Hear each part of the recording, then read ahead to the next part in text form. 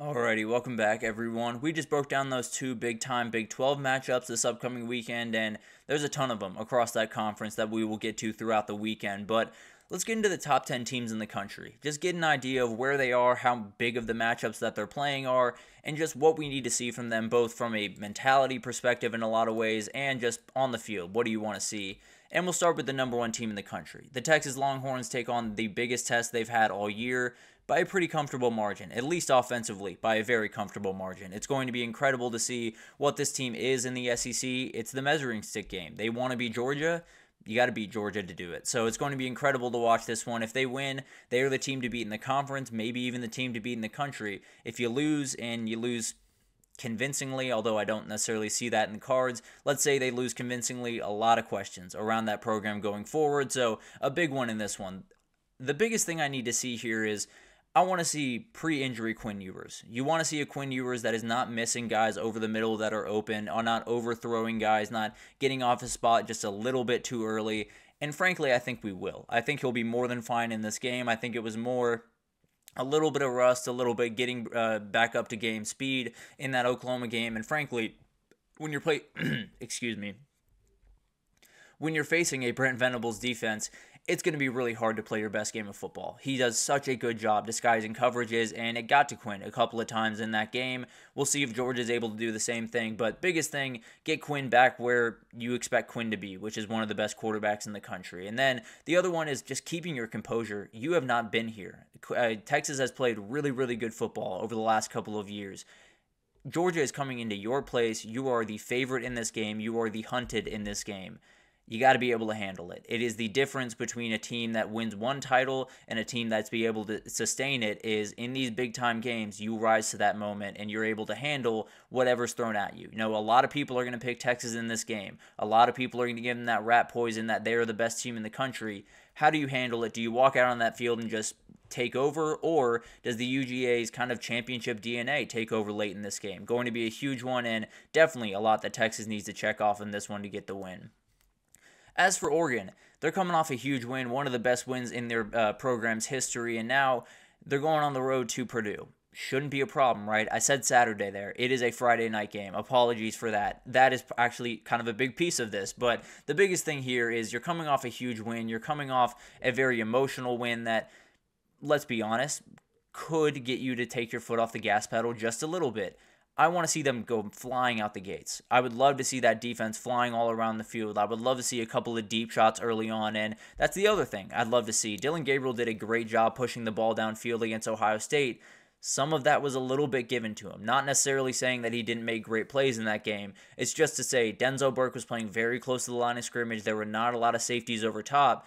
Purdue's probably not going to let you do that, at least as consistently. They will probably play a lot of safeties over top, make you earn it, and can he make the plays when that happens? Because that's probably the look he'll get pretty much the rest of the year. Definitely going to be a huge one, and Oregon's just got to be a little bit careful in this one.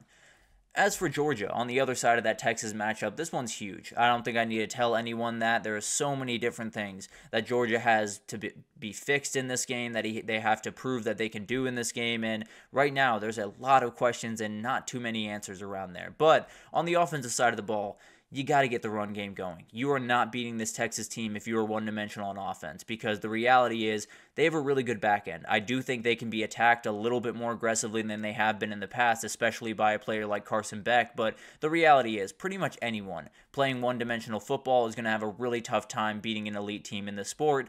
That's the reality that Georgia's facing. So they're going to have to play really clean football. They're going to have to be able to run the ball, and then I think openings will come in that back end. No two ways about that. You can't do it if you can't run the ball. That's just the reality of the situation, and one of the reasons that Georgia's struggled a lot early on this season. And then on the other side, the back end of Georgia just has to be more disciplined. There are too many open receivers running, and frankly, you are giving it to the best quarterback that is able to hit open receivers in stride, and you're giving it to a play caller that can just give you nightmares. So they have to be better. They have to be in their hip pocket. A guy that I very much want to see for Georgia this upcoming weekend is Ellis Robinson. He's a freshman. I understand that. Big time game.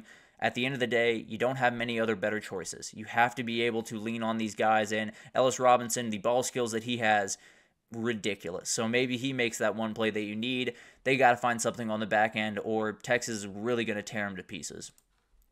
Then we got Miami, and this is an interesting game because the line is not quite what I expected it to be. There's an undefeated team playing really good football, a Heisman candidate, and they're favored by 4 against a Louisville team that has played very inconsistent, very weird football all over the place. So what is this game going to be about? I think for more than anything for Miami, the biggest thing that I want to see is just don't let this team get a lead. It's too easy for a lot of these teams to get leads. Explosive plays have been a big problem, and that's exactly what Louisville likes to do. So you're going to have to be very careful in this game, and there's a world where you get down 21-0 and you just don't have the firepower to come back in this one because the Louisville defense, although not great, is a little bit better than the ones that you faced in the past. And then the other part you want to see, and frankly, it probably would negate the early part of this, no turnovers from Cam Ward. If you can get no turnovers from Cam Ward, you have to feel great about where he's going. If he turns over the ball a couple of times again, you might just have to live with that going forward and just have to win games in spite of those mistakes. But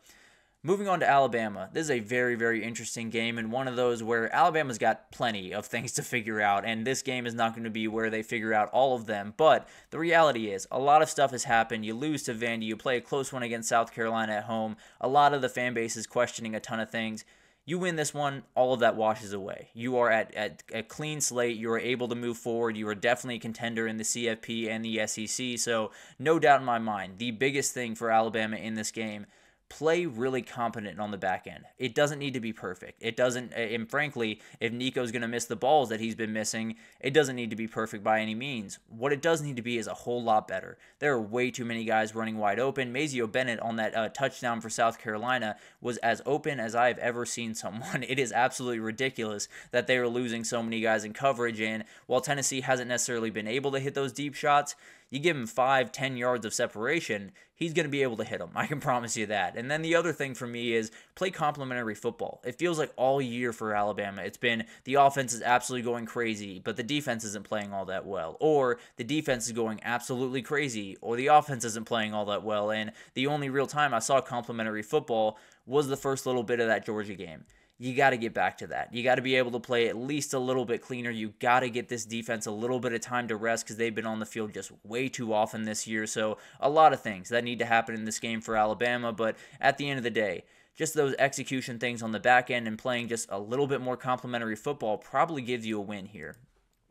Then we got LSU, a very interesting game going on the road to Arkansas. I gave my pick here. I do think LSU ekes out a win, but the reality is you're facing a very tough Arkansas team, and no doubt about it, the biggest thing that I need to see is just another good defensive performance. You know, last week I was really astounded with what they were able to do. There were holes, no two ways about that, but the pass rush got home a ton. Weeks was all over the place. They played really, really solid football for the first time on the defensive side of the ball. Then a calendar year, probably, if I'm being totally honest. So they got a lot of things to figure out, but this is a game where Arkansas can cause some problems for you. But if you can put together another good defensive performance, you now have the confidence that not only you can win a couple of games down the stretch, get to the CFP, but who says you can't get to the SEC title with a defense that's playing a little bit better and an offense that is as explosive as anyone in the country? And then the other thing I need to see is the run game. You just have to get that going more often. Caden Durham has to get going. Maybe Josh Williams in there as well. But the reality is you don't get this run game going against a team like A&M, Alabama, it could be a long day for you. And then we got Iowa State, a top 10 team. I absolutely love to see the Cyclones all the way up here. But Iowa State returns home after a big win over West Virginia, and they're returning home to one of the more disappointing teams in the Big 12 thus far this year. So a lot of things for UCF to figure out. But on the other side, for me, I would love to see a really prolific game offensively. I would love to see, pushing the ball downfield a little bit more often. Jaden Higgins and Jalen Noel both topping, 75 yards receiving and having a couple of touchdowns, playing incredible football on the outside and just kind of showing that next gear. I think Iowa State still has a little bit of a gear to hit offensively, and this would probably be the game to do it. And then on the other side, you have Ja'Cory Brown starting for UCF. He came in and started that Cincinnati game. It's a very young player. Make him guess a ton of times. Get after him very, very quickly, and frankly, if you do that, this is going to be a blowout win for Iowa State. And then finally, Clemson, a top 10 team, finally a very, very good team that's just kind of handling business.